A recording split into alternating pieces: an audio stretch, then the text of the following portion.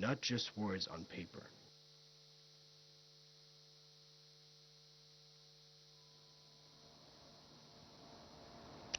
And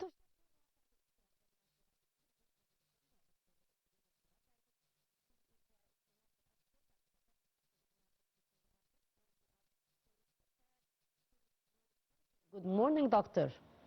Good morning, and hope you are well, ma'am, and all your respected audience are well. Thank you so much for joining us, Dr. Bradei. Doctor, how are the soaring temperatures that we have witnessed, especially in the European continent, is connected to the climate change? Actually, record heat waves and wildfires in Europe are directly driven by greenhouse gas emissions, trapping atmosphere heat and intensifying the omega block phenomena. These stubborn high-pressure atmospheric system traps scorching air over the continent for weeks.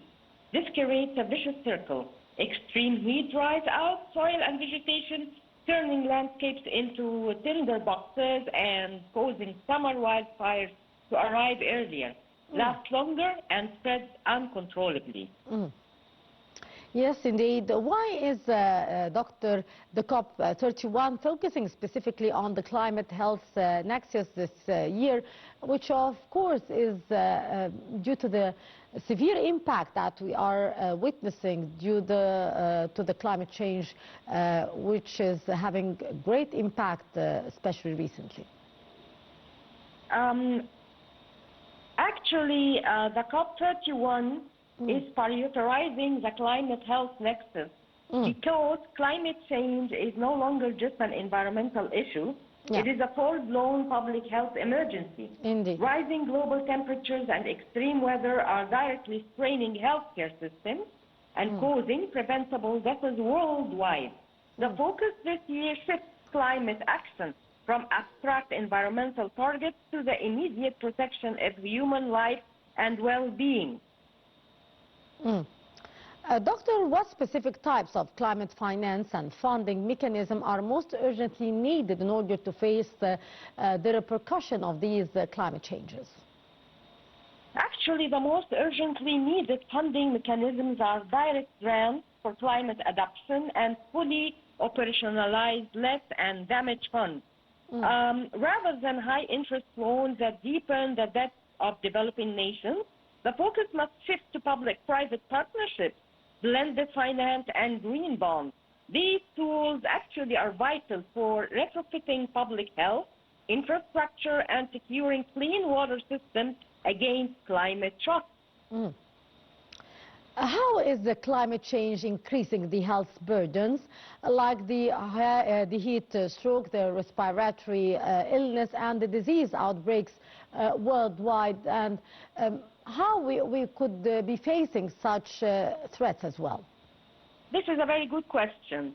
Climate change directly amplifies global health burdens by intensifying heat stress, degrading air quality, and shifting disease factors. Prolonged heat stresses the cardiovascular system, meaning the heart and its veins, etc., leading to spikes in heat stroke and mortality, while wildfire smoke and dust storms trigger severe respiratory illness.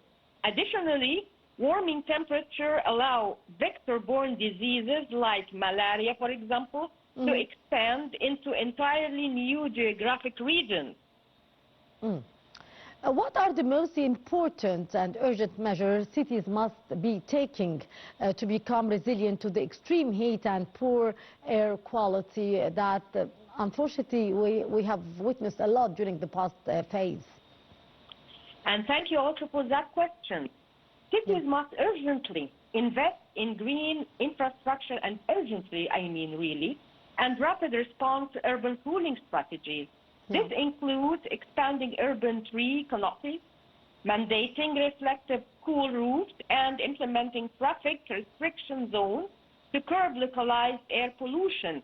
Establishing air-conditioned public cooling centers and resilient decentralized power grids is also critical to saving lives during extreme heat events. Yes. Doctor, what role can early warning system and the AI, the satellite data play in predicting the climate-related health emergencies? And now we arrive to a very important question, because now the world is of AI and of space systems like the technology of the satellite. So space-based technology and artificial intelligence serve as our premier frontier defense by predicting climate health emergency before they even happen or strike. High-resolution satellite data monitors rising land surface temperatures, shifting water bodies, and vegetation dryness to map wildfire risks and disease vectors. AI algorithms process this environmental data alongside public health records to deploy early warnings, which is very important, allowing cities to prepare hospitals and evacuate vulnerable population days in advance. And like this, actually, they save part of the humanity, of course, after God's will. Doctor, how big actually is the gap between the promised climate finance and what's actually delivered to the developing countries? And of course, we have seen such a problem in that matter. Well, the gap between promised climate finance and delivered funds remains staggering, standing at hundreds of billions of dollars annually, while developed nations previously struggled to meet the baseline, which is $100 billion annual pledge. Through adaptation and mitigation, needs in developing countries are now estimated to exceed $1 trillion per year. This massive shortfall leaves the most vulnerable populations exposed to escalating climate disasters without adequate defenses. Yes. Which population are most actually vulnerable to the climate change and the health impact of the climate change, and how can they be protected from such effects and such repercussions on them? Actually, the populations most vulnerable to climate health impacts are the elderly, young children, outdoor laborers, and low-income communities. Protecting them requires targeted national policies such as legally mandated cooling breaks for outdoor workers and subsidized medical care during climate crisis. Real-time localized health alerts combined with community-based support networks are essential to ensure no one is left isolated during a disaster.